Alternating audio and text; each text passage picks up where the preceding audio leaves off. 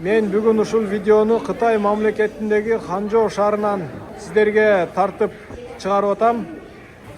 Кафе же болбосо ресторан же көңүл ачуучу жерде ойлоп калбаңыздар. Бул жер Кытайдын катардагы эле бир ажатканасы, туалети. Биз көп жерде ушундай мусулман өлкөбүз, тазалыгыбыз жакшы деп мактанабыз да көп жердечи. Атак чын-чынына келгенде мусулман эмес өлкөлөрдө ушундай тазалыкты көргөндө өзүбүздүн таза эмес экенибизди байкайт экенсиң да.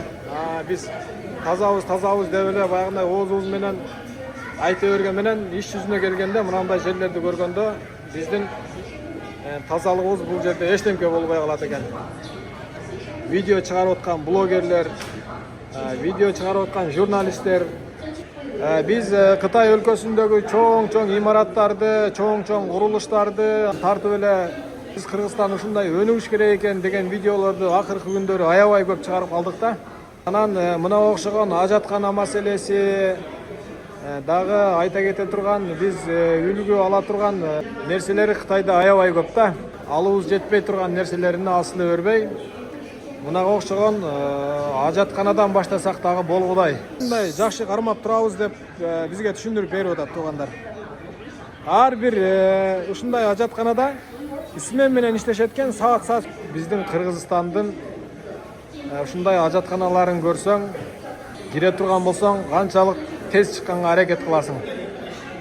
Жыты укмуш биздин ажатканаларды билесиз. Бул гүлдөрдүн арасына жанагындай жыт чыга турган нерселерди, атырларды койгон. Мына жердин жыты бир башкача, кирген адамдын көңүлү ачылып, бир жакшы сезимде болот да.